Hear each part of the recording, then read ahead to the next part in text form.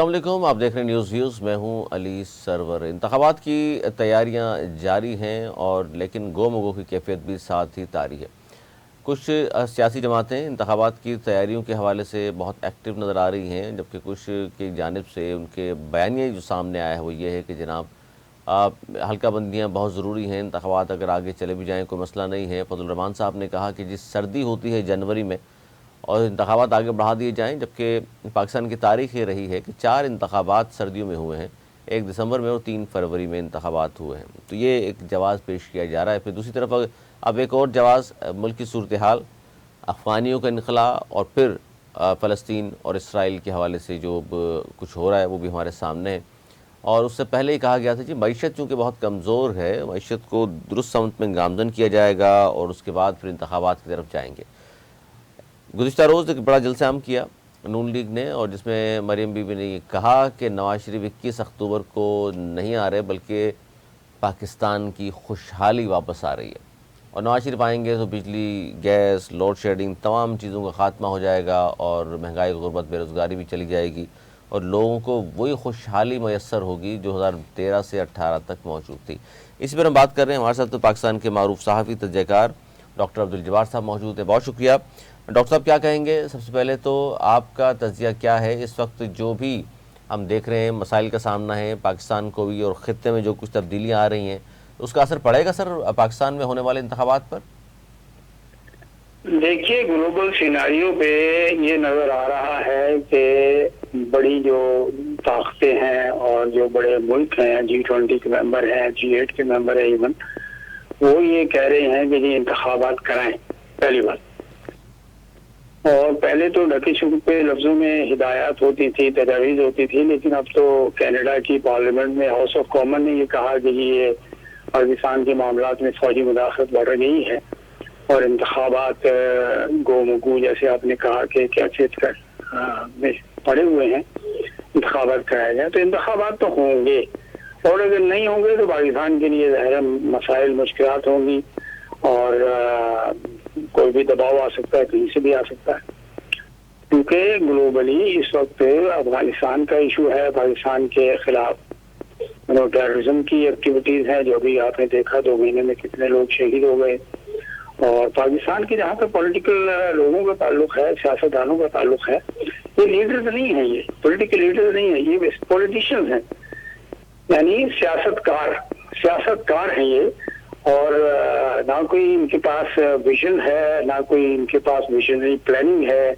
अगर होती तो ये 13 पार्टियों का अलायंस 15 महीने में वो कुछ दे जाता कि मुल्क से बेयकीनी और बेचैनी की कैफियत दूर हो जाती।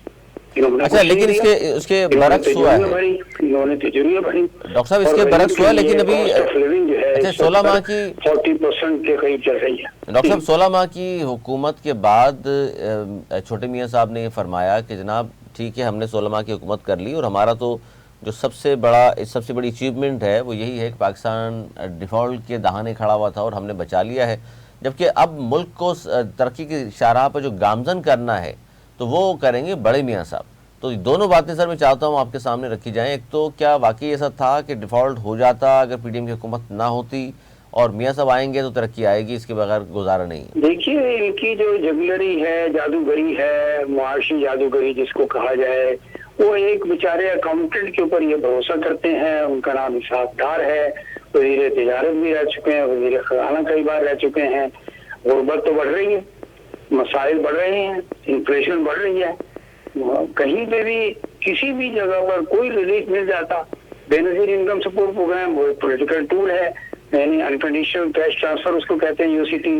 कोई कंडीशनल ट्रांसफर नहीं है, कोई सोशियो इकोनॉमिक अपलिफ्ट नहीं है। और जहाँ तक मियाँ साहब का बड़े हों या छोटे हों, इस मुल्क की और हमारी कौम की बदनसीबी है कि इन जैसे सियासतकारों के पीछे कौम पड़ी हुई है। या देखिए ना, आवाम ने तो फैसला ये भी कर दिया था कि अगर जो होता है CD 125 गाड़ियां हों या कोक के ट्रक हों जो लूट लिए गए, इस तरह वोट आप कितना खरीदेंगे? आवाम बाशऊर है, लैपटॉप इनसे लेंगे, वोट किसी और को देंगे, मोटरसाइकिलें इनसे लेंगे और वोट किसी और को देंगे, समझे ना? कोक की बोतलें इनसे पियेंगे और वोट किसी और को देंगे। अवाम बड़ी आगे बढ़ गए हैं और देखिए पाकिस्तान का नाम बदनाम हो रहा है, गैर जमहूरी मामलात हैं। ये सियासतदानों ने अगर कुछ किया होता तो फौज के जनरल आसिम मुनीर साहब को इतना एक्शन नहीं लेना पड़ता है कि उनको क्रैक डाउन करना पड़ा। और केपी से लेकर और अफगानिस्तान और यहाँ पे कराची और बलूचिस्तान, ये पंजाब, सिंध, ये पूरे मुल्क के अंदर जो है ना, ये जो इन्होंने जो बैठे हुए फॉरेन एक्सचेंज कंपनीज, तो क्यों नहीं स्टेट बैंक ने अभी तक बैंकों को एक्टिवेट किया? क्यों फॉरेन एक्सचेंज कंपनीज को आगे रखा हुआ है? इनको भी अलाउ कर दें और स्पेसिफाइड ब्रांचेस कर दें, जैसे करेंसी एक्सचेंज की शॉप्स हैं यहाँ पर। ये तो सर आप कह रहे हैं ये फौज के सरबराह ने और बदनसीबी है कि फौज को काम करना पड़ रहा है, जबकि फौज जो है वॉर ऑन टेरर में फंसी हुई है। गुज़श्ता 20 साल हो गए हैं, वसाइल खर्च हो रहे हैं गरीब के ऊपर, जो वसाइल खर्च होने चाहिए थे वो वॉर पे खर्च हो रहे हैं, डिफेंस पे खर्च हो रहे हैं। हिंदुस्तान और पाकिस्तान के दुश्मन हैं, वो एक्टिवली काम कर रही हैं। और अभी हमास का जो वाक़या पैदा हुआ है, देखिए ना, कल $83-84 के ऊपर आपका ऑयल चल रहा था, अब हो सकता है कि बढ़ जाए। जबकि आवाम के लिए कहा गया था जी खुशखबरी आने वाली है, डॉलर्स और नीचे आ रहा है, जिस तरह पेट्रोल कीमतें कम हो रही हैं तो एक बड़ी खुशखबरी आवाम के लिए होगी। लेकिन कल जो कुछ हुआ गुज़िश्ता रोज़, तो इसका लगता ये है कि इस मज़ीद महंगाई में, गुर्बत में, बेरोज़गारी में इजाफा होगा।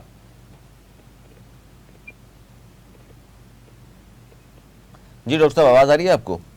जी मैं सुनो। अच्छा डॉक्टर साहब, अब ये बताइए कि सियासी हवाले से कि ज़ाहिर है अब इस वक्त किसी भी सियासी जमात का बयानिया की अगर हम बात करते हैं, चूँकि 13 जमातें तो इत्तेहाद करके हुकूमत में थे 16 माह की, बयानिया तो कोई किसी सियासी जमात का ऐसा नहीं है जो अट्रैक्टिव हो और आवाम कहे कि जी 16 माह में आपने या पौने 4 साल में PTI ने कुछ ऐसा किया है जिसकी वजह से हम आपको वोट दे दें। लेकिन अब इस तरह बयानी चल रहे हैं कि जी नून लीग ने कहा है कि जी 13 से 18 तक जो हमारी हुकूमत रही, हम उस बयानियों को लेकर चलेंगे और बताएंगे कि जनाब हमने उस ज़माने में रोटी कितने रुपए थी और पेट्रोल कितने रुपए था और डॉलर कितने रुपए था। तो ये बिक सकेगा सर? नहीं, बात देखिए, मैं अर्ज करूँ, हमारे अवाम 1947 में बाशऊर थे। 40 से 47, 1916 से लेकर जब से लखनऊ का वो चला था तहरीक पाकिस्तान और ऑल इंडिया मुस्लिम लीग की स्ट्रगल, और आज भी पाकिस्तान के अवाम बाशऊर हैं। और ख़ासतौर से इंफॉर्मेशन टेक्नोलॉजी और कंप्यूटर ने लोगों के दिमागों को बदल दिया है, उनकी सोच को बदल दिया है। तो आसान नहीं है ये। मरियम नवाज काबिल एहतराम है बहैसियत खातून, अदरवाइज इनके पास बेचने के बाद चूरन भी नहीं है, न मसाला है, न नैरेटिव है, न बयानिया है। और मीडिया के लोगों को कितना पैसा दिखाएंगे? नवाज शरीफ ने कितने अरब रुपया बांट दिया, वही अगर ये गरीबों को देते, बेचारी बेवा बच्चियां और नौजवान बच्चियां बगैर शादीशुदा, उन्हीं के लिए फंड क्रिएट कर देते। भाई इनके पास तो ना टूल्स है ना ट्रिगर है वेलफेयर के, क्योंकि इनको अपनी जेब भरनी है और जेब भरी है। और असल में हमारे यहाँ अकाउंटेबिलिटी का जो प्रोसेस है, जो सिस्टम है, वो इतना पोलिटिकलाइज हो गया है कि वहाँ पे इंसाफ की गुंजाइश नहीं। और जानवर बंदा पकड़ा भी जाए तो उसको सियासी बना देते हैं। सियासतदान चाहते हैं कि हमारे मर्जी का हिसाब हो। अगर फौज में हाथ डाला आए ना जनरल आसिम के खिलाफ, सामने निकल कर आए कि जो सर बयानिया दिया तो था, मियां साहब ने कहा कि जी मुझे अब भी बहुत सारी चीजें हैं जो अफगान ट्रेड में पाकिस्तान उनको अगर मैनेज कर ले, अफगान ट्रेड में खा वो हिंदुस्तान से सामान आ रहा हो, कहीं से भी आ रहा हो, उसको मैनेज करे। अफगानियों का निकाला जाना मेरी नजर में कोई मसले का हल नहीं है। मसले का हल ये है कि 224 मिलियन लोगों के लिए सुकून की नींद, एजुकेशन, हेल्थ, रोटी, एम्प्लॉयमेंट, एग्रीकल्चर की रिवाइवल, ये मसाइल हैं। ये मसाइल नहीं है जो ये बयान फरमा रहे हैं मोहतरम खाबो बिलावल हो या बेनजीर ये जो है मरियम हो। इस कौम को मजीद बेवकूफ मत बनाए। लेकिन सर ये जो बात आपने की डॉक्टर साहब, ये हुआ कि कल अयाज लतीफ पड़ेजो ने जो अपना रैली की है, वो बेहतरीन रैली की है, और उसने कहा है कि करप्ट वडेरे और ये जो गंद है और इमिग्रेंट्स इलीगल जो हैं उनके खिलाफ कार्रवाई होनी चाहिए।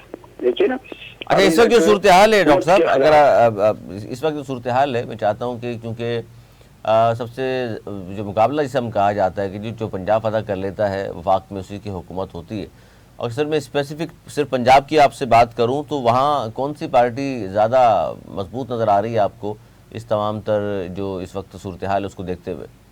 देखिए अगर इलेक्शन होते हैं तो और अगर एक पार्टी के सरबराह को ये लोग 17 को इंडिक्टमेंट करने का इरादा रखते हैं, क्योंकि अब तो इंसाफ भी जो है ना वो ऑन सेल हो गया माजरत के साथ बड़े बड़े यानी जो समझ लीजिए ज्यूरिस्प्रूडेंस के लोग हैं या जो जजेस हजरात हैं, छोटी कोर्ट हो या बड़ी कोर्ट हो, आज भी सुप्रीम कोर्ट में किस किस्म का आदतदारी के साथ ऐसे लग रहा था उसी पर जिरा हो रही है। चीफ जस्टिस के साथ के हवाले से बात कर रहा हूँ और दीगर जजेस के हवाले से ऐसा लग रहा है कि डिवाइड ये सुप्रीम कोर्ट भी डिवाइडेड है। ये कोई अच्छा ओमन नहीं है पाकिस्तान के लिए। हैविंग सेड दैट, वो जो आपने बात की, इनके पास ना कोई नैरेटिव है, ना इनके पास कोई वेलफेयर प्रोग्राम है, ना इकोनॉमिक प्रोग्राम है।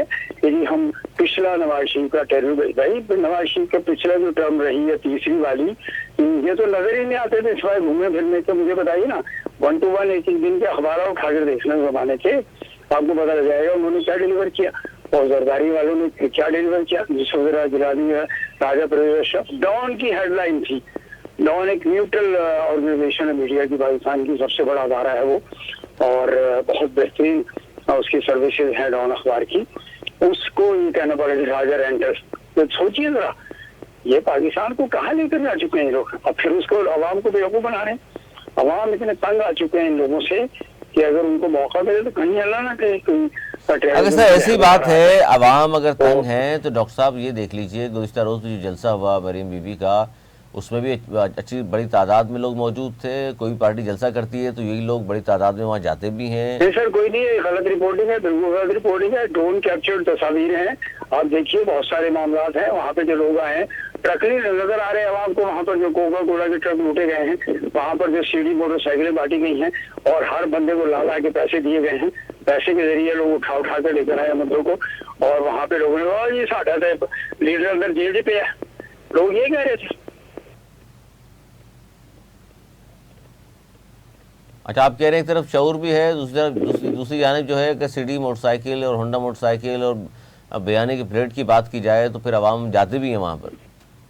बिल्कुल जाएंगे, जब उनको भूख लगेगी रोटी खाएंगे तो रोटी तो किसी की नहीं है ना जी, मिल रहा है खाने को खा लो, अच्छी बात है। अगर ये शो कर रही है तमाम सियासतकार लोग जो हैं, सियासतकार का लफ्ज मैं इस्तेमाल कर रहा हूँ, ये जो सियासतकारों की जमातें हैं अलायंस अभी जो इक़्तिदार में था।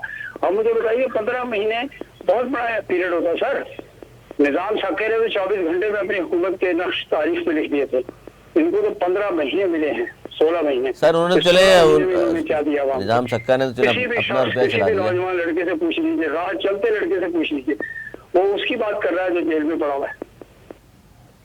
नहीं, जो जेल में पड़ा हुआ सर वो तो उस वक्त पार्टी ज़मीन पर उसके जितने भी लोग रह गए हैं वो आपके सामने हालात हैं, वो तो चले इसलिए बात कर रहा था। अभी तो कोर्ट में फैसले होने हैं, बहुत सारे केसेस हैं, पता नहीं अफवान फंडिंग के हवाले से हो सकता है पार्टी पाबंदी भी लग सकती है। तो फैसले ये भी हुए थे ना, इन्होंने जो 50 रुपए का बॉन्ड दिया था, ये भी तो अदालती फैसले थे। तो अदालतें मौजूद हैं सर, अदालतें तो खुद इंसाफ देती हैं, इंसाफ क्या देती हैं? तो जो अदालत में जो जेल में फैसला करती हैं, जो जेल में दबाव में फैसला कर रही है, जो जेल में मौजूद शख्स की आप बात कर रहे हैं उन्होंने जाने दिया था, दबाव में फैसला किया भुट्टो साहब के खिलाफ, फांसी पे चढ़ा दिया उसको। बिल्कुल गलत फैसला था अदालत का, बिल्कुल सही कह रहे हैं। खातिर आज तक गिरफ्तार नहीं हुए क्योंकि पार्टी के अंदर ही लोगों को कहा जाता है कि पार्टी के अंदर ही जो लोग थे जिन्होंने बेनजीर को कत्ल कराया। सर ये अदालतों की जो आप बात कर रहे हैं भुट्टो साहब से लेके और आज तक जिस तरह भी इंसाफ हो रहा है वो तो बड़ी तारीख रही है, लेकिन सियासतदानों के हवाले से बात कर रहा हूँ कि जब जब इनकी हुकूमतें आई हैं उससे पहले तो बड़े दावे बिलांग दावे किए जाते हैं कि जी हम आएंगे तो रोटी कपड़ा मकान भी होगा, हम आएंगे तो गुर्बत बेरोज़गारी भी ख़त्म होगी। लेकिन मियाँ साहब अगर चौथी मरतबा बन भी जाते हैं, अब जिस तरह वो लिख कर कह रहे हैं जी मैं लिख कर देने को तैयार हूँ, नून लीग जीत जाएगी, इन बातों से लोग कहते हैं जी हमें शकूक व शुबात पैदा होते हैं। आप कह रहे हैं कौम में शऊर आ गया। बिल्कुल सही कहा आपने, बहुत अच्छी बात कही कि शकूक व शुबात पैदा होते हैं। ये इंसाफ कहाँ है? ये इंसाफ कौन इंश्योर करेगा? माजी भाई जैसा इंश्योर करेंगे या चारों सूबे की सूबाई अदालतें हाई कोर्ट इंश्योर करेंगी? आप सिंध हाई कोर्ट का जो हाल है मैं कुछ नहीं कहना चाहता, आपको वो आने की जमीन पर कंटेप्ट लगा देंगे। बात सीधी सीधी है कि आवाम क्या कहते हैं अदलिया के बारे में, उनको सर्वे करना है। तारीख ने क्या क्या फैसले किए। आज काजी फाइज नीसा साहब ने, चीफ जस्टिस ऑफ पाकिस्तान ने कहा है कि मौलवी तबीजुद्दीन खान का रेफरेंस उन्होंने बार बार बात की कि लोग उसका जिक्र करते हैं, सही करते हैं जी। एमआर कियानी का जो केस है कि जो बारे में रेपुटेशन है उनका जो काम है उसके बारे में लोग गुफ्तगू करते हैं, करेंगे। जस्टिस कार्लिनियस के बारे में बात करते हैं, अच्छी बातें करते हैं, लोग करेंगे तो तनकीद भी होगी और तारीफ भी होगी। अच्छे काम होंगे तो तारीफ भी होगी। अच्छा जाते जाते मुझे डॉक्टर साहब ये बताइएगा, आपकी सियासी बसीरत क्या कहती है कि मियाँ साहब के हवाले से एक तरफ तो उनके बयानात हैं और दूसरी जानिब जलसे जुलूस की, उनके इस्तकबाल की तैयारियां, और लगता ये है कि जी कोई निजात दहिंदा तशरीफ लाने वाला है पाकिस्तान में। आ भी रहे नहीं आ रहे? मेरे एक और कोलीग हैं नुसरत जवीद, इस्लामाबाद में मेरे साथ नेशनल में थे, मैं कराची में ब्यूरो चीफ था, वो इस्लामाबाद में थे, मरियाना बाबर हमारी सीनियर लॉट है जर्नलिस्टों की। तो उसने बड़ी अच्छी बात की अपने प्रोग्राम में गुज़श्ता दिनों कि नवाज शरीफ को जो घर के बूढ़े पहाज बुजुर्ग शख्स को लकड़ी की कार्ड में पुल कार्ड जो होती है उसमें बिठा के भीख मांगी जाती है और मरियम उसको पुल कार्ड को खींच रही है, एक तस्वीर भी किसी ने बना के डाल दी। तो बात यह है कि नवाज शरीफ का ही आखिरी यानी वो है इनका जोर कि इनको बिठा के भीख मांगी जाए आवाम से। वही बूढ़े आदमी को इस्तेमाल देगा सखिया राहे खुदा तेरा अल्लाह बूटा ला देगा। अब वो खत्म है, मियाँ साहब को लोग इस्तेमाल कर रहे हैं आखिरी रातों के तौर पर। और विद इन दी पार्टी जो रिफ्ट है, जो विद इन दी पार्टी जो इख्तलाफात है, उसको कौन संभालेगा? कौन सी धमकी दी गई है, कौन सी वो गिदड़ सिंह दी गई शायद खकान अब्बासी कि वो मिस्टर इस्माइल और नवाज खोखर का जो बेटा है मुस्तफा नवाज खोखर, वो बेचारे शुभ हो गए अपनी रीइमेजिनिंग पाकिस्तान की नई पार्टी की तरफ भी बात जारी है। दुरुस्त फरमा रहे हैं सारी सिचुएशन। बहुत शुक्रिया डॉक्टर साहब। डॉक्टर अब्दुल जब्बार साहब मारूफ साहब की जगह हमारे मौजूद थे। तो बात उन्होंने बिल्कुल दुरुस्त की कि ये जो बात की जाती है बार बार कि जी सही समत में पाकिस्तान को हमने आगे बढ़ाना है और अब सही समत में आ गई है और हमने 16 माह में ये किया है। पीटीआई वाले कहते हैं जी 4.25 साल में हमने तो जनाब दूध शहद की नहरें बहा दी थी, लेकिन अवाम के हालात तब्दील नहीं हुए। और एक बार फिर अगर इलेक्शन होते हैं वो के जिस तरह मैंने इंट्रो में कहा था गोमगो की कैफियत है कि जनवरी के आखिरी हफ्ते में इलेक्शन होंगे या नहीं होंगे, क्योंकि खत्ते में जहाँ सूरत हाल तब्दील हो रही है पाकिस्तान में भी बहुत सारी चीज़ें सामने आ रही है। अब मियाँ साहब तशरीफ अगर लाते हैं 21 अक्टूबर को, जिसके बारे में मरीम बीबी ने गुज़िश्ता दिन ये कहा कि जनाब पाकिस्तान में मियाँ साहब नहीं बल्कि खुशहाली आ रही है और हमने 2013 से 18 तक जनाब यहाँ पर दूध और शहद की नहरें बहा दी थी और 10,000 और या 12,000 मेगावाट बिजली सिस्टम में शामिल की थी। देखिए दावे तो तमाम ही लोग ये कर रहे हैं, तमाम ही सियासी जमातों के रहनुमा ये कर रहे हैं, लेकिन आवाम की हालत कब तब्दील होगी ये है सबसे बड़ा सवाल। ये है सबसे बड़ा सवाल और जिसका जवाब आपको इस प्रोग्राम में अगर आपने सुना डॉक्टर साहब की ज़बानी कि जनाब हाल यही है कि अवाम में शऊर आ रहा है, बेहतर लोगों को मुंतखब करेंगे अगर इलेक्शन होते हैं।